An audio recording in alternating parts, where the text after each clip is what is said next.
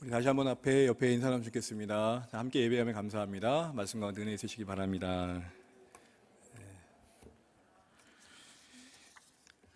이렇게 또 파우팀과 함께 예배드리니까 좀 더 풍성하게 드릴 수 있는 것 같아요. 참 감사합니다.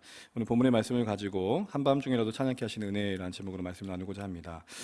여름 사역이 이제 각 부서마다 계획되고 있을 텐데요. 저희 청년부도 이제 8월 13, 14, 15 이번에는 이제 주일 아닌 목금토로 일정을 세우고 준비하고 있습니다. 특별히 이제 새로운 마음이라는 주제로 계획을 하고 있는데.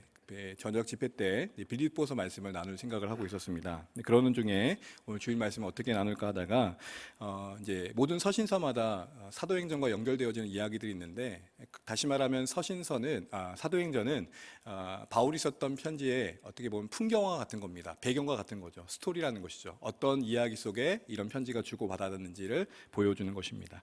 그래서 이 본문의 말씀을 한번 보게 되었고, 그 가운데 주시는 은혜가 있어서 이렇게 함께 나누고자 합니다. 먼저 오늘 우리가 읽은 이 빌립보서 16장의 배경이 되는 바울 선교팀, 바울 전도팀의 2차 전도 여행을 조금 생각해 볼 필요가 있는데요. 오늘 본문 16장은 말씀드린 것처럼 1차 전도 여행 이후에 다시 한번 시작되어진 2차 전도 여행을 배경으로 합니다. 1차 전도 여행을 마치고 예루살렘 회의가 끝난 다음에 바울 선교팀은 다음 그 선교 여행을 계획하는 가운데 삼았던 철학 중에 하나는 뭐였냐면 찾아갔던 교회를 재차 방문하는 거였습니다. 우리 사도행전 15장 36절 함께 읽어보겠습니다. 시작. 며칠 후에 바울이 바다로 말하되 우리가 주의 말씀을 전한 각 성으로 다시 가서 형제들이 어떠한가 방문하자 하고, 다시 가서 이전에 찾아갔던 교회가 말씀 가운데 얼마나 든든히 섰는지를 재차 보고 싶었고 또 세워주고 싶은 마음이 있었던 것입니다. 뭔가 새로운 것을 시도해가는 것은 누구나 기대감이 있으니까 해볼 만합니다. 그런데 반복되어진 일에 대해서 우리가 같은 마음을 갖는 게 쉽지 않죠. 사람을 돕다 보면 또 사역을 하다 보면은 다시라는 말이 때로는 버거울 때가 있습니다. 그런데 성경을 쭉 읽어보다 보면 항상 바울은 갈라디아서 4장 19절에도 이렇게 말합니다. 다시 너희를 위하여 내가 해산한 수고를 감당하고자 한다. 최근에 우리 또 싱글에 또 할아버지시도 하시고 또 우리 또 어울림 목장에 또 우리 선교사님의 아버님이기도 하신 우리 박일의 어르신을 찾아뵙고 복음을 전한 기회가 있었습니다. 그 가운데 어머니도 함께 뵀었고요.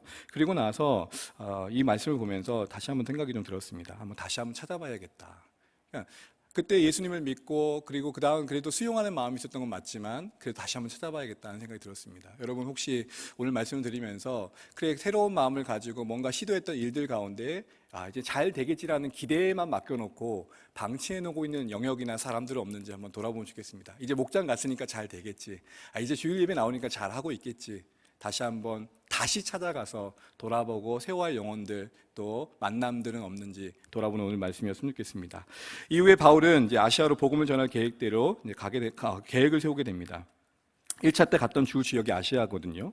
그런데 문제는 뭐냐면 그 계획대로 진행되지 않는 것을 경험하게 됩니다. 성경은 예수의 영이 막았다. 성령께서 그가 가고자 하는 선교의 방향을 허락하지 않았다라고 기록합니다. 사도행전 16장 6절 7절 말씀 보고 지도를 보여주시면 되겠습니다. 우리 한번 읽겠습니다. 성령이 아시아에서 말씀을 전하지 못하게 하시거늘 그들이 부르기아와 갈라디아 땅으로 다녀가 무시아 앞에 이르러 비두니아로 가고자 애쓰되 예수의 영이 허락하지 아니하시는지라. 여기서 주목의 표현은 에스데라는 것입니다. 예스데. 지명이 좀 와닿지 않지만 바울의 마음속에는 그려고 있는 큰 그림 중에 하나는 북쪽 아시아 쪽으로 내가 가야겠다라는 계획이 있었습니다. 그걸 이루려고 노력했던 것이죠. 그런데 처음에 그걸 위해서 시도했던 방향에 아시아로 가려고 했던 그 첫 걸음에 가려고 했거든요. 한번 눌러주시죠. 가려고 했는데 하나님께서 허락하지 않으신 거예요. 또 한번 눌러주시죠. 그래서 다음에 무시아에 갔는데 한번 가야겠다고 또 다시 갔는데 또 허락하지 않으셨던 거예요. 그러니까 큰 방향은 그가 갔던 방향에서 오른쪽 지역으로 가려고 했던 것이죠. 그런데 하나님께서 허락하지 않으셨던 거예요. 한번 허락하지 않았으면 조금 예민했으면 뭔가 하나님 박으시는데 무슨 뜻이 있을까 생각했어야 되는데 예스데라는 말 안에 담겨 있는 것처럼 포기하지 않는 마음이 있었던 것입니다. 평소 바울의 사역의 자세를 염두에 본다면 그는 그 계획에 최선을 다한 준비를 했을 것입니다. 그리고 그 계획대로 진행되기 위해 치밀한 노력도 했을 것입니다. 근데 막힌 거예요. 열정이 부족했을까요? 뭔가 준비가 부족했을까요? 뭔가 동기에 잘못됨이 있었을까요? 아니요. 어떤 면에서는 오늘 이 본문에서 우리가 정말 중요하게 배워야 될 것 중에 하나는 무엇이냐면 어떤 목적과 명분이 아무리 옳다 하더라도 하나님 뜻보다는 앞설 수 없다는 것입니다. 여러분 북쪽 아시아로 가가지고 복음을 전한다는 게 뭐 잘못된 것입니까? 가서 예수님을 전한다는 게 그게 문제가 되는 것입니까? 그런데 문제는 뭐냐? 하나님 뜻이 그것이 아니었다는 것입니다. 여러분, 우리가 기도를 하고 예배를 드리고 전도를 하고 구제를 하고 다 하나님께서 기뻐하신 일들이지만 그 위에 더 있어야 우선순위 뭐냐면 그것이 하나님의 허락하신 가운데 진행되어져 가느냐라는 질문을 해봐야 하는 것입니다. 우리의 인생과 사역의 계획이 하나님의 뜻을 따라 그 뜻에 일치되도록 애쓰는 게 더 필요하다는 것이죠. 뭘 하는가보다 더 중요한 것은 그것이 하나님의 뜻에 일치되어 가느냐가, 그런 방향 감각이 더 중요합니다. 이걸 지금 하나님이 이끌고 계시는가, 허락하고 계시는가, 아니면 허락하지 않고 계시는가. 물론 우리는 하나님의 큰 그림을 볼 수 없습니다. 다 헤아리기도 어렵고요. 아무리 치밀하게 계획한다 한들 하나님의 그림을 우리가 어찌 알 수 있겠습니까? 그러기에 우리는 모든 계획을 실행해 갈 때 중요한 자세 하나가 있습니다. 이런 하나님의 개입하심과 허락지 않으심, 그리고 막으시는 사항들을 염두한 중요한 자세가 필요합니다. 그게 무엇입니까? 하나님과의 사귐입니다. 계획을 시작할 때는 대부분 많은 기도를 합니다. 예를 들어서 수련을 계획할 때 열심히 기도합니다. 그런데 문제는 뭐냐면 그 계획이 진행되어가는 과정 속에 기도는 시작만한 못할 때가 있다는 것이죠. 계획을 시작할 때도 기도하고 그 계획이 이루어지는 과정 속에서도 뭐가 필요합니까? 기도가 필요합니다. 왜죠? 하나님의 허락과 하나님의 뜻과 하나님의 이끄심이 더 중요하기 때문입니다. 우리는 원해서 계획을 했지만 하나님이 허락치 않을 수 있다는 것이죠. 그래서 우리에게 이런 질문이 필요합니다. 어떤 일이 안 될 때, 어떤 사역이 뭔가 어려움을 경험할 때 왜 이렇게 안 되는 거야? 왜 이렇게 안 풀리는 거야? 이게 아니라 이런 질문을 하셔야 됩니다. 그 가운데 하나님 뜻이 무엇일까? 안 되는 게 아닙니다. 실패가 아닙니다. 하나님이 다른 방향으로의, 죄송합니다, 한번 따라해 주시면 감사할게요, 이끄심. 막으시는 게 아니라 다른 방향으로의 뭐예요? 이끄심이에요. 여러분, 내 거리마다 신호등이 있는데 여러분 파란색만 있는 신호등 보셨습니까? 여러분은 물론 파란색만 원할 겁니다. 무조건 직진. 제가 새벽에 천상에서 올 때 기대하는 마음이 뭔지 아십니까? 주여, 신호가 한 번도 막히지 않게 하여 주옵소서. 고가 아래서 파란불이 닿아서 여기 두동 쪽으로 와서 또 이쪽 올라가서. 그런데 여러분, 신호등이 뭐가 있죠? 파란색만 있는 게 아니라 빨간색도 있고 노란색도 있고. 누가 그러더라고요. 파란색은 천천히 가세요, 빨간색은 서둘러 지나가세요. 해석하기 나름이겠지만 어쨌든 우리의 삶에 하나님은 다양한 인도하심과 뜻하심을 보여주십니다. 그래서 여러분, 안 된다고 할 때 그게 안 되는 게 아니라 다른 방향으로 이끄심일 수 있다는 여지를 두는 것이죠. 그래서 우리의 믿음에는, 함께 따라해 주시죠, 여백이 필요합니다. 우리가 하나님의 계획을 다 알아내요, 우리가 하나님의 대신한 계획 세움이 아니라 우리가 최선을 다해 계획을 세우지만 하나님의 일하실 여지를 두셔야 돼요. 이렇게 해서 이런 일이 있을까 기도하지만 그 안에서 뭐가 있어야 되냐면 하나님이 허락치 않으면 안 된다라는 믿음의 자세가 필요한 것입니다. 제가 신학교 때 청점장을 받았는데 좀 놀랐습니다. 보통 청점장을 받으면 몇 월 며칠에 결혼합니다, 축복해 주세요 라고 하지 않습니까? 근데 거기 한 문구 하나가 더 있었습니다. 몇 월 며칠에 결혼하는데 주님이 이 날을 우리에게 허락하신다면 우리는 결혼할 예정입니다. 제가 놀랐어요. 너무 근데 그렇게 살 필요도 없는 것 같습니다. 뭐 하면 하는 거죠. 그럼에도 불구하고 우리의 일상 속에 마음의 자세는 꼭 돼야 돼, 안 되면 안 돼, 이게 아니라 여지가 있으셔야 돼요. 안 될 수도 있지. 우리 옆에 한번 얘기 한번 해보면 좋겠습니다. 안 될 수도 있습니다. 더 한번 얘기하죠. 그럴 수도 있습니다. 완벽한 어떤 인생의 계획이 있듯 사역의 계획이 있는 것처럼 그것 자체를 성취를 목적으로 하는 게 아닌 거죠. 여러분, 예산에도 뭐가 있죠? 예비비가 있습니다. 축구 경기에도 플랜 B가 있습니다. 그러게 우리는 아무리 신중한 계획을 세우더라도 언제든지 주님이 다른 뜻을 보일 때는 바꿀 여유가 있어야 되는 것입니다. 계획을 세워 진행되더라도 그대로 되는 것도 참 중요하겠지만 그 계획을 이끌어가는 과정 속에 새롭게 개입하시는 하나님의 또 다른 뜻에 오픈된 자세, 열린 자세가 필요한 것입니다. 환경과 상황, 어떤 만남과 사건, 공동체 겉면들을 통해 최근 여러분 가운데 뭔가 하나님의 또 다른 인도하심이 있으셨습니까? 뭔가 내가 하고자 하는 방향과 다른 방향으로 하는 게 이끄십니까? 시험을 치렀는데 떨어지고요, 한두 번 달고 계속 떨어집니다. 또 뭔가 나는 뭔가 일을 새롭게 시작해 보려고 하는데 주변에서 자꾸 안 된다라는 얘기를 합니다. 여러분, 그때 우리는 조금 더 고집이 아닌 좀 열린 자세로 이 가운데 또 다른 하나님의 이끄심, 막힘이 아니라 뭐라고요? 하나님의 다른 이끄심, 이게 있지 않는가 생각해 볼 여유가 필요한 것입니다. 그래서 오늘 전도 여행 중에 하나님께서는 이게 쉽지 않으니까 뭐까지 보여주시냐면 한상까지 보여줍니다. 바울도 쉽지 않았던 것이죠. 자꾸 애쓰는 마음은 아시아였는데 그래서 2번이나 막았는데도 안 되니까 하나님께서 결국 무시하에서 뭘 보여주시냐면 환상을 보여주십니다. 와서 우리를 도우라는 마게도냐인들의 환상. 많은 분들은 이 환상을 얘기하면서 비전을 연결시킵니다. 실제적으로 어떤 선교 집회나 가면은 이 말씀을 읽고 우리 모두가 기도합시다. 우리 모두에게 바울이 봤던 환상을 보게 해달라고 기도하자고 합니다. 오 하나님, 우리에게도 와서 도우라는 사람들을 보게 해주십시오. 그런데 여러분, 본문 얼미를 보면 완전 반대 의미입니다. 이 환상은 오히려 꿈과 비전의 이야기가 아니라 자신의 꿈과 비전을 포기하라는 이야기입니다. 왠지 아십니까? 아시아로 가려는 계획이 막힘에도 불구하고 계속 아시아로 가려고 하는 바울을 만류하시는 차원에서의 환상이었기 때문입니다. 그래서 바울 자신도 그렇게 고백합니다. 우리 사도행전 16장 9절 10절입니다. 우리 함께 읽지요. 시작. 밤에 환상이 마게도를 건너와서 우리를 도우라 하거늘 바울이 그 환상을 보았을 때에 우리가 곧 마게도를 떠나게 됐으니 이는 하나님이 저 사람들에게 복음을 전하고 우리를 부르신 줄을 뭐함이라 인정하면. 뭐함이라 인정. 우리를 부르신 줄을 인정했다. 인정이라는 단어는요, 원어의 의미가 이렇습니다. 극한 설득 끝에 항복하는 것.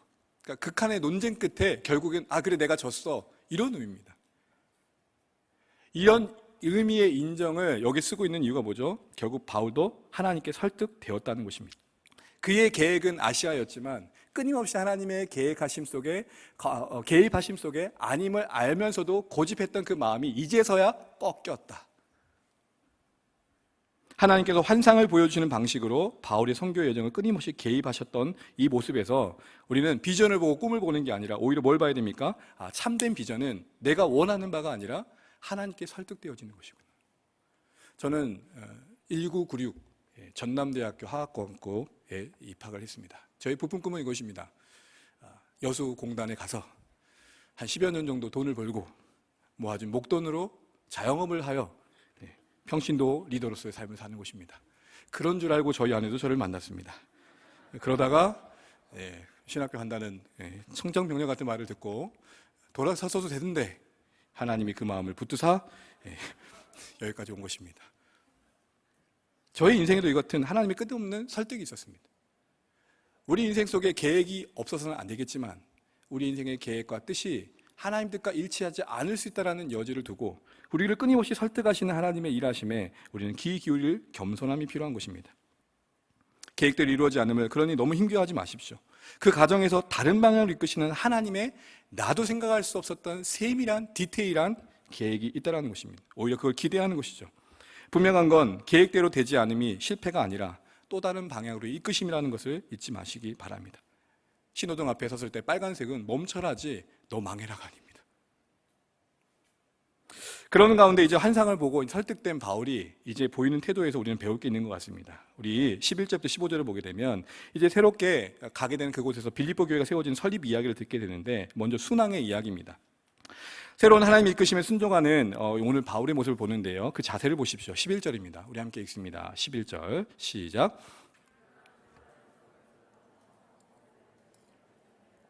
날 대학 보려고 가고. 아멘. 여기서 주목할 표현인데 직행이라는 표현입니다. 직행. 요즘은 예전에는 여러분 저 때는 고속버스가 많지 않았고 완행이 많았습니다. 항상 어디 가려면 어디를 많이 들리는 것이죠. 근데 직행이란 말은 뭐죠? 곧 갔다라는 것입니다. 곧장 향했다는 것입니다. 우리가 우리 자신의 모습을 이 말씀을 비춰보게 되면 분명히 말씀을 통해서 권면을 통해서 이게 하나님 뜻이라는 걸 들었습니다. 나도 인정이 됩니다. 그래 하나님 뜻이구나. 환경을 통해서도 하나님께서 옴싹달싹 못하게 붙들어 매십니다. 그럼에도 불구하고 여전히 번뇌하죠. 그런데 오늘 바울은 분명히 설득된 이후에는 직행합니다. 좌우로 치우치지 않고 따라갑니다. 하나님의 사람으로서 쓰임받는 바울의 이런 모습이 참 중요한 요소가 아니었을까 생각해 보게 됩니다. 근데 우리는 주변에 보게 되면 처음엔 그러다가 나중엔 아니요 그럽니다. 제가 충청도에서 사역을 했는데요. 지역마다 사람들이 약간의 성향이 분명 있는 것 같습니다. 충청도 사람들이 좀 죄송합니다. 혹시 충청도에 오해하지 마시고 대체적인 보편적인 이야기를 하는 겁니다. 저도 대전에서 한 6년 사역하다 보니까 참 어려웠던 게 뭐냐면 부흥회나 이런 집회가 있으면 교육자들이 전화하지 않습니까? 여러분 설득을 하고 오겠다고 하십니다. 가야죠. 안 와요. 왜 안 하셨어요? 그러면은 어떻게 안 간다고 말해요? 이래요. 나는 하면 하고 아니오면 아니어야 되는 거 아닙니까? 그러면서는 경상도가 화끈한 것 같습니다. 오늘 말씀에서 직행했다는 것은 고민이 없었다는 게 아닙니다. 분명 낯선 계획에 대한 자기 나름대로도 걱정이 있었을 겁니다. 그러나 믿고 맡겼다는 것입니다. 오늘 우리의 말씀과 공동체, 또 상황과 환경들을 통해서 부인할 수 없는 하나님 뜻 앞에 섰을 때 우리가 직행하는 여러분의 순종이 있기를 주님의 이름으로 축원합니다. 어떤 계획보다는 보여주셨으니, 그래 이렇게까지도 맞고 이끌어 주셨으니 가자, 아니 가보자, 이런 은혜가 있기를 바랍니다. 그렇게 해서 가게 된 이 빌립보는 마게도나의 첫 성이었습니다. 첫 성이란 말은 첫 번째 성이란 말이 아니라 제일 가는 성, 으뜸 가는 성이라는 말이었습니다. 대단한 성에 들어간 것이죠. 근데 그곳에서 우리는 역시 그렇게 말씀대로 순종할 때 주시는 은혜가 있다, 예비하신 복이 있다라는 것을 다시 한번 보게 됩니다. 그게 뭐냐? 루디아를 만난 게 된 일이었습니다. 그 만남의 과정을 보면 진짜 은혜였습니다. 바울은 빌립보 성의 수위를 유한 뒤에 기도할 처소를 찾았습니다. 함께했던 무리와 목장할 장소를 찾았던 거죠. 그런데 그 가운데 그 길을 찾던 중에 여인들에게 말을 거는데, 일단 한번 따라해 주시죠. 그때 마침 거기에 루디가 있었던 것입니다. 그는 예비된 VIP였습니다. 그리고 그때 마침 하나님께서 그 마음의 문을 열어주셔서 그의 마음속에 바울의 말이 들리게 하시고, 이후에 이 루디아는 그 가정이 구원받을 뿐만 아니라 바울의 사역에 든든한 후원자가 되어지고, 이제 이 빌립보 교회가 이 루디아의 여인의 헌신 위에 전초기지를 마련하게 됩니다. 하나씩 하나씩 풀어가시는 이 하나님의 은혜, 순종했더니 막막했던 길 가운데 도움의 손길을 보내주시고 만남의 축복을 주시는 이 은혜, 여러분 이게 여러분의 은혜가 되기를 주의 이름으로 축원합니다. 순종 가운데 예비하시는 하나님의 은혜가 저희와 여러분의 삶과 사역의 현장에 더욱더 많이 경험되시길 바랍니다. 그래서 이런 고백이 저와 여러분의 고백이 되면 좋겠습니다. 한번 따라해 주시죠. 순종하길 잘했다. 우리 신앙의 여정에 하나님 말씀 들었을 때 별거예요, 아니 정말 힘들어, 이게 아니라 순종하길 잘했다. 매주 목장 모임도 순종입니다. 주일 예배도 순종입니다. 함께 333, 홀로 333도 순종입니다. 여러분 저의 삶 가운데도 목회자지만 사람들을 만날 때 좀 마음이 무거울 때가 있습니다. 그런데 순종한 마음으로 나가면 예상하지 못했던 그 만남 안에 위로가 있고, 내가 참 잘 만났다 나갈 때가 있습니다. 정말 잘 찾아뵀다. 여러 일들을 해야 됐고 또 감당해야 할 여러 일들이 있음에도 불구하고 그래도 시간 내에 찾아뵙는 게 참 잘한 일이구나, 이런 걸 경험하게 됩니다. 이런 은혜가 저와 여러분 가운데 있기를 바랍니다. 그런데 이런 순항만 있었던 게 아닙니다. 난항도 있었습니다. 어려움도 있었다는 것이죠. 그게 16절부터 나오는데요. 그 난항의 요지는 점치는 귀신들이 여종 하나를 만나 그를 고쳐준 일이었습니다. 여러분 사역의 현장에는 순항만 있는 게 아닙니다. 어려움도 있고 풀리지 않는 여러 난관들을 만나게 됩니다. 어떤 어려움이었냐면 그 여인을 만나서 고쳐줬는데 고칠 수밖에 없었던 것은 그 여인이 그 사역 현장에 자꾸 해방을 넣었기 때문입니다. 쫓아다니면서 이렇게 얘기를 합니다. 하나님의 종입니다. 이들을 통해 하나님 구원을 이루십니다. 많은 방해를 받았겠죠. 오픈된 환경이 뭔가 복음이 열려있는 환경도 아니고 조심스럽게 사람을 만나야 했었고 교회를 세워가야 되는 측면에서 본다면 이렇게 옆에서 자꾸 시끄럽게 하는 것은 큰 방해였을 것입니다. 이거는 원고에 없지만 문득 생각나서 나눕니다. 말씀을 준비하려면 우리 막내가 항상 저를 따라옵니다. 아빠. 형, 아빠를 부르는 게 뭐 잘못입니까? 그런데 이 말씀을 준비하는 가운데 나는 그러죠. 방해가 된다. 바울의 마음을 조금이라도 전해보고자 나눠봅니다. 얼마나 괴로웠을까요?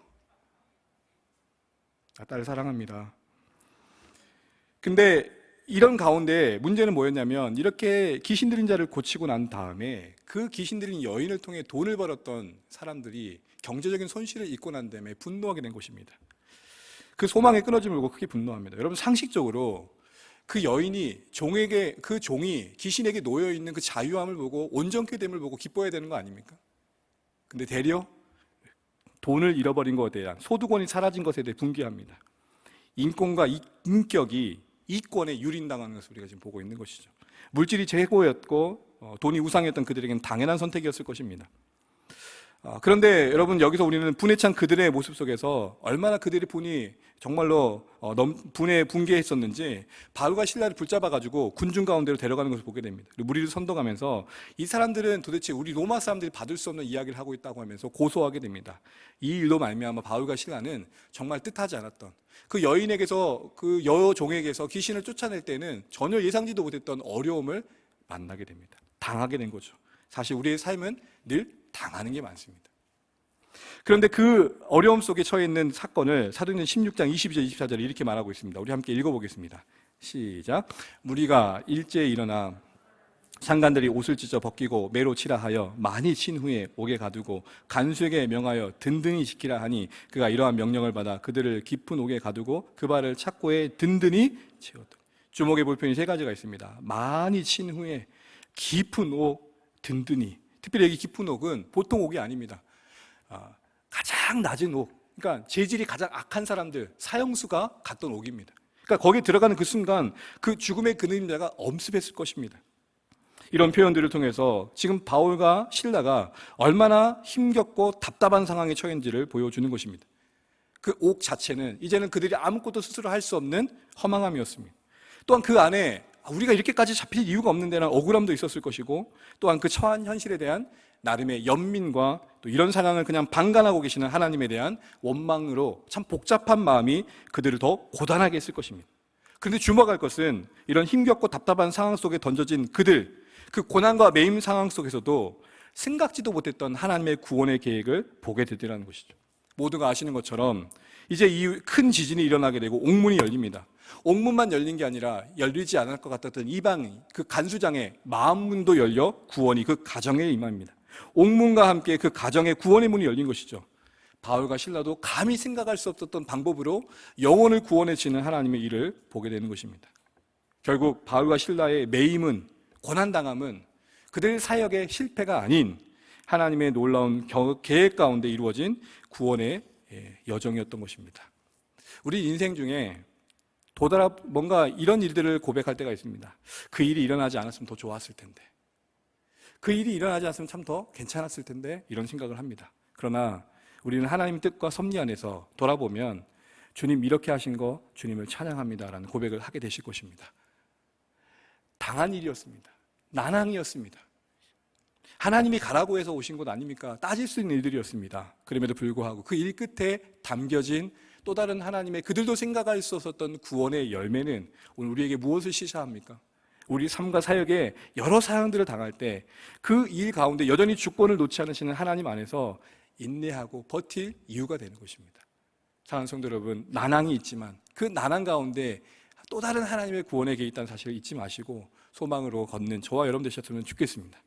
근데 문제는 뭐냐? 이렇게 하나님의 일하심을 보기까지 바울과 실라에게 필요했던 게 있었습니다. 그게 뭐냐? 견딤과 인내였습니다. 생각해 보십시오. 만일 바울과 실라가 당장 깊은 옥에 갇힌 상황에 굴하였다면, 여러분 오늘 25절 말씀을 봐도 됐지만 찬양하게 된 거, 기도하게 된 게 언제입니까? 한밤중입니다. 그러니까 잡혀 넣었을 때 바로 찬양한 게 아닙니다. 아마 성경에 나오지 않았지만 그랬을 것입니다. 아이고 심한 매질만큼의 육체의 고통에 멍 때리면서 먼 하늘을 바라봤을 것입니다. 넋놓고 있었을 것입니다. 칠흑 같은 어둠에 둘러싸인 그 상황 자체가 정말로 힘겨웠을 것입니다. 죽음만큼 힘들 때 할 수 있는 가장 쉬운 방법이 뭡니까? 그 자리를 도망치는 거고 회피하는 거고 때로는 목숨을 내려놓는 것입니다. 그런데 오늘 바울이 그 상황 속에서 오히려 계획된 하나님의 일하심을 보게 되더라는 것입니다. 무엇이 있었습니까? 바로 하나님의 은혜 안에서 찬송케 되어지는 은혜가 있었다는 것입니다. 찬송 가운데 견디는 시간들이 있었다는 것입니다. 놀랍게도 바울과 실라가 오늘 25절을 보면 찬양합니다. 한밤인데 찬양합니다. 왠지 우리도 멀쩡하다가도 밤만 되면 어떻게 되죠? 센치해지지 않습니까? 갑자기 뭔가 옛 여인이 생각나고 하여튼 뭔가 잡다한 생각이 쭉 올라오면서 갑자기 삶이 왜 이런가 하는 우울감도 찾아옵니다. 근데 여러분, 한밤이었던 그 시간은 진짜 바울과 실라에게 한밤과 같은 상황이었습니다. 그런데 거기서 찬양을 하는 겁니다. 언뜻 보면 당연하게 보입니다. 바울과 실라니까, 목사님이니까, 장로님이니까, 목자 목녀님이니까 이런 시선으로 바라볼 만합니다. 타고난 신앙으로 헌신했던 자들이기에 그 정도 어려움은 넉넉히 이기겠지 생각해 볼 만하고 합니다. 근데 여러분, 당연한 건 없습니다. 이렇게 생각한 분도 계시더라고요. 에이, 목사님, 바울이 매 맞을 때 이렇게 맞았겠더. 한쪽 때리면 할렐루야, 한쪽 맞으면 아멘. 오, 주님 순교를 당하고 있습니다. 그렇지 않았습니다. 아팠습니다. 신음했고 죽을 만큼 힘들다고 호소합니다. 옥에 갇힌 그 깊은 옥은 그 죽음의 서늘함에 두려움을 가질만 했을 것입니다. 근데 여러분, 그 찬양의 근원에 뭐가 있는가 가만히 보니까 오늘 25절에 다시 한번 말씀을 보시게 되면 바로 그 찬송 앞에 있는 기도가 있었음을 보게 됩니다. 우리 25절 한번 다시 한번 읽어보겠습니다. 25절입니다. 25절 제가 한번 읽어드리겠습니다. 25절 한밤중에 바울과 실라가 기도하고 하나님을 찬송하며 제수들이 듣더라. 오늘 찬송 이전에 기도가 있었음을 주목하십시오. 병행되어지는 것 같지만 원문을 보면 이렇습니다. 주 동사는 찬송이고 보조 동사는 기도입니다. 분사로 되어 있습니다. 이걸 설명하면 이렇습니다. 바울과 실라는 기도하는 중에 차차 찬양하게 되었고, 매 맞고 깊은 옥에 던져지자마자 할렐루야 이게 했던 게 아니라 아이고 어쩌다가 여기 이러고 있는 중에 한밤이 되니 문득 기도해야겠다는 생각이 들었고, 그렇게 기도하는 가운데 하나님이 그 안에 설명할 수 없는 은혜로 찬양이 터지게 하셨다는 것입니다. 기도 가운데 찬양할 수 있는 믿음이, 은혜가 그들에게 주어졌다는 것입니다. 훈련된 그들의 고백이 아닌, 긍정적 시야와 기질의 결과가 아닌 하나님이 주신 찬양이었습니다. 우리 시편 42편 8절 한번 읽어보겠습니다. 시편 42편 8절입니다. 시작. 밤에는 그의 찬송이 내게 있어 생명의 하나님께 기도하리로다. 이 구절을 조금 더 선명하게 읽기 위해서는 이렇게 읽으시면 됩니다. 밤에는 그의 찬송이 내게 있기에 생명의 하나님께 기도합니다. 그의 찬송을 주목하십시오. 그 찬송은 하나님 주신 찬송입니다. 어둠 밤과 같은 상황 속에 하나님이 주시는 소망의 찬송이 있음을 소망하면서 생명의 하나님께 나아갑니다 라고 말하는 것입니다. 질식할 듯 힘겨운 상황 속에 있지만 그 가운데 살 호흡을 부여해 주시는 하나님의 약속이 있기 때문에 나아갑니다 라고 얘기하는 것입니다. 한 밤과 같은 인생을 지나는 우리에게 정말로 절실한 필요한 은혜가 바로 이런 하나님이 주시는 찬송임을 다시 한번 보게 됩니다. 찬송을 하게 된다는 건 주어진 상황에 대한 우리의 태도와 자세가 바뀌는 걸 말하는 것입니다. 우리가 예배 가운데 찬양을 하고 하나님을 높인다는 것은 이제 내가 일상을 대하는 자세를 다르게 하겠다라는 결심이며 각오입니다. 그렇습니다. 오늘 우린 본문을 통해서 고난으로 인한 절망, 낙담, 답답한 중에도 그가 기도하는 가운데 은혜의 보좌 앞에 나아가 엎드리는 중에 부어주시는 하나님의 은혜로 찬양하게 되어 그 찬양 중에 견디는 시간들이 있어 하나님의 예비하신 일을 보게 되었다는 것입니다. 오늘 이 본문의 내용과 조금 비슷한 사건이 있어서 한번 나눕니다.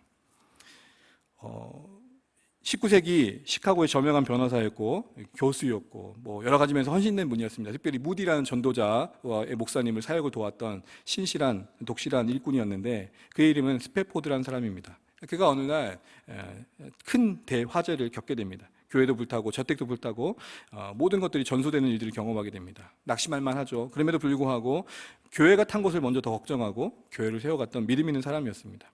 그러는 중에 아내와 가족들이 너무 지쳤던 겁니다. 그래서 휴양을 보내기 위해서 유럽으로 가게 되는데 자기는 할 일이 있어 뒤늦게 가게 되고 먼저 보냅니다.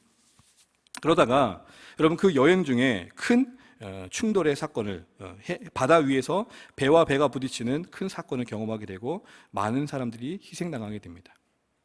이미 타이밍이 좀 늦어서 구조선이 왔을 때는 딸들은 다 죽고 아내만 살게 되고 그렇게 아내만 살았다는 전보를 이 스패포드라는 사람이 듣게 됩니다.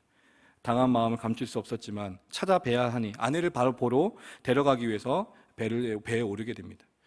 배가 한참 진행되고 있는데 선실에서 문을 두드린 소리가 들립니다. 스패포드 씨, 나와보세요. 그리고 그 선실에서 나왔을 때 선장이 이야기해 줍니다. 바로 이 바다 위가 당신의 딸이 죽은 곳입니다. 순간 무너지는 마음에 어찌할 수 없었고 주체할 수 없는 마음을 다시 한번 안고 선실로 들어갑니다. 그 슬픔의 무거운 마음을 갖고 하나님 앞에 밤새 우는데 얼마나 힘들었을까요? 기도가 아닌 눈물 바다였겠죠. 생각해 보십시오. 누군가 그러시더라고요.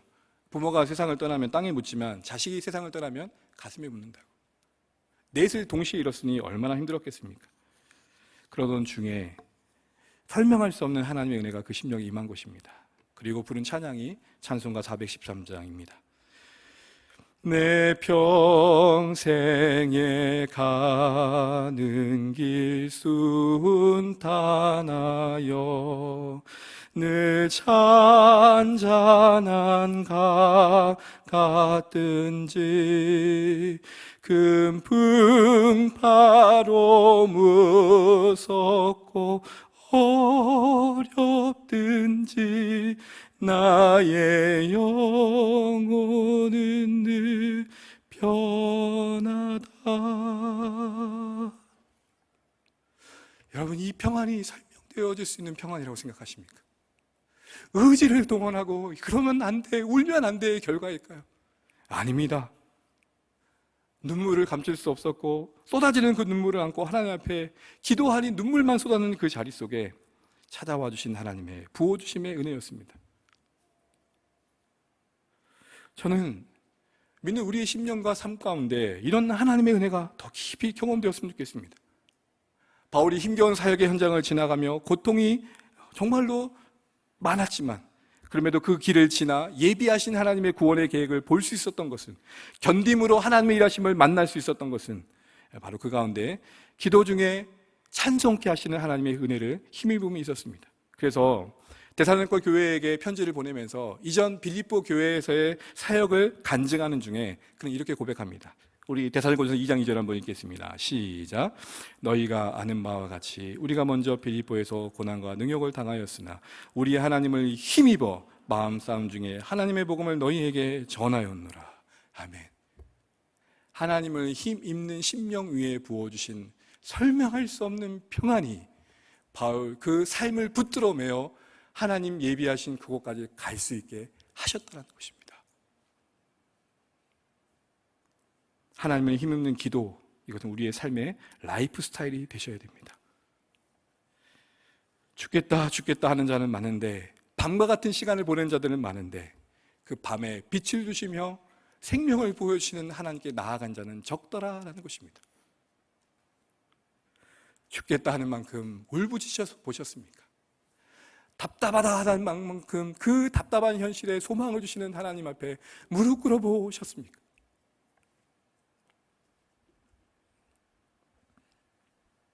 그러기에 신자된 우리 삶의 생애의 사명과 영광이 무엇일까요? 우리가 이 땅에 사는 날 동안 믿지 않는 자들에게, 우리 주변에게 나타날 모습은 무엇일까요? 한밤중에라도 찬양하는 인생으로 살아내시는 것입니다. 그리고 그것은 우리가 누구를 힘입어 사는 자임을 보여주는 삶의 열매이기 때문입니다. 돈과 함께하는 자가 아닙니다. 권력과 함께하는 자가 아닙니다. 든든한 백과 후원 있는 자가 아닙니다. 나는 오직 하나님과 함께하는 자임을 나타내 보이는 것, 그게 부름받은 우리 삶이 어디 있는지 나타내야 할 삶의 사명인 것입니다. 우리는 사명 그러면 성취에 가까운 생각들을 많이 합니다. 뭔가를 이루어내는 것을 생각합니다. 뭔가를 성공해내는 것으로 생각합니다. 그러나 여러분, 우리의 본질적인 사명은 내가 누구 때문에 사는 자인지, 누구로 말미암아 버티고 있는 자인지를 보여내시는 것입니다. 어떤 사람들은 악으로 버티기도 합니다. 어떤 사람들은 이익이 있어 버티기도 합니다. 우리는 그것을 초월한 하나님 때문에 버티는 자임을 나타내 주시는 것입니다.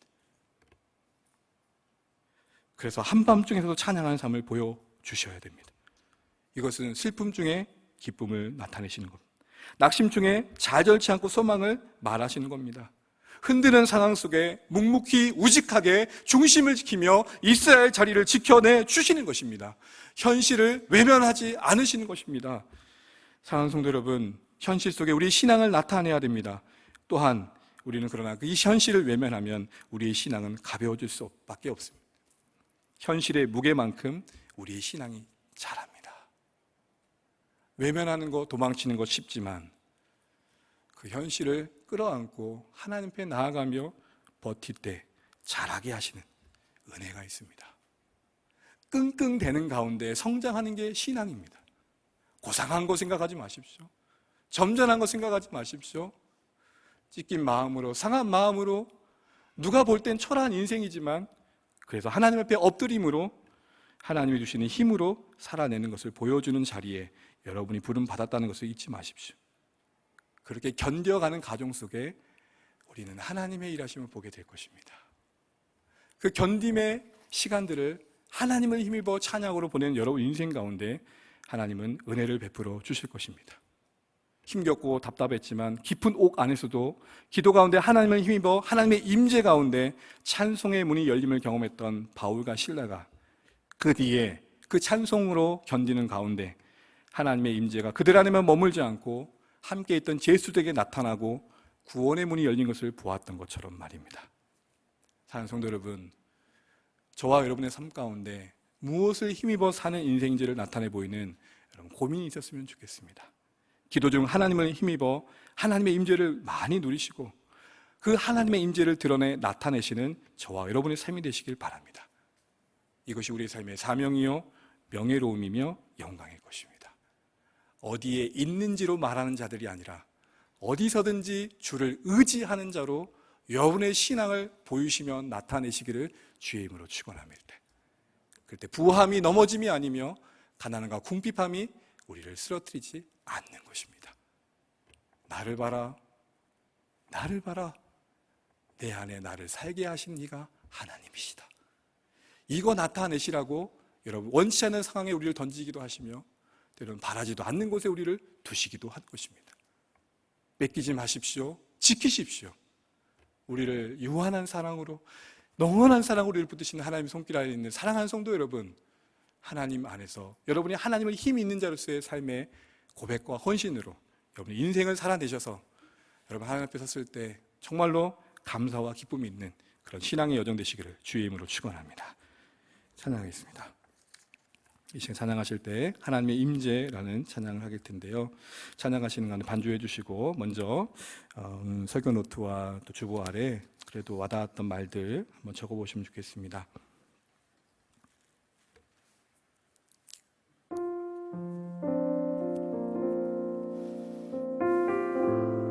참된 비전은 하나님께 설득당하는 거라고 했고요. 우리 인생의 여정 속에 계획이 있어야겠지만 그 계획 가운데 하나님 또 다른 개입하심이 있을 수 있다는 것에 여지를 두는 그 믿음의 여백이 있어야 된다고 말씀드렸습니다.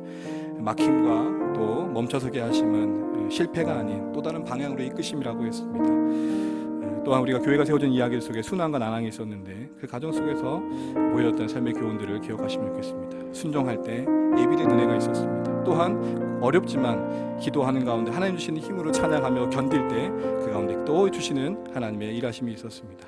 우리가 신자로서 이 땅에 사는 동안 정말 지켜야 될 것 하나님의 힘든 자의 모습일 것입니다. 그것을 실천하는 것은 우리의 삶의 자리에 약속된 기도의 시간일 것입니다. 지금 함께 내가 돈으로 사는 자가 아니다, 내가 인맥으로 사는 자가 아니다, 나에게 보장된 환경으로 사는 자가 아니다, 나는 하나님을 힘입어 사는 자다. 이걸 나타내 보이는 것을 생애의 목표로 삼으시고 살기를 결단하는 그런 결심과 과거가 있기를 바랍니다. 자, 기도 좀 적겠습니다. 그래서 적으셨으면 우리 같이 한번 기도하시겠습니다. 하나님 도우십시오. 하나님 이대로 살 수 있도록 내려주십시오. 우리 잠깐만 기도하겠습니다.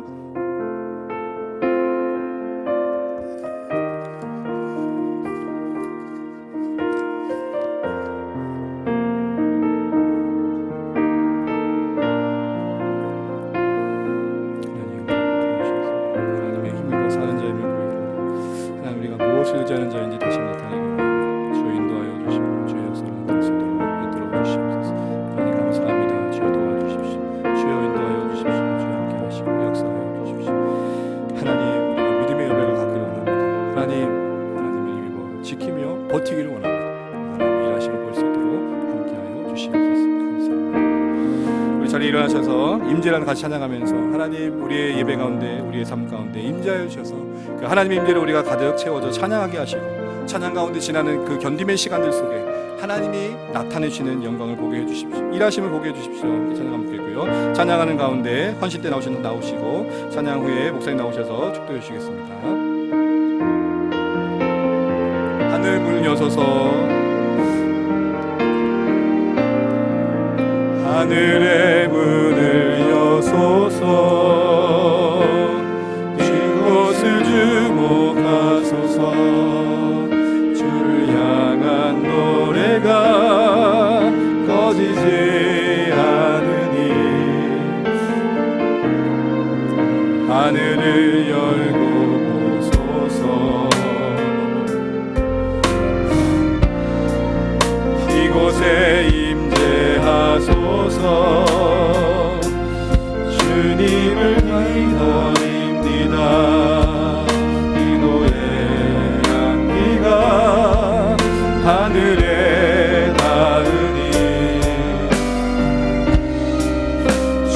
임재하여 주소서.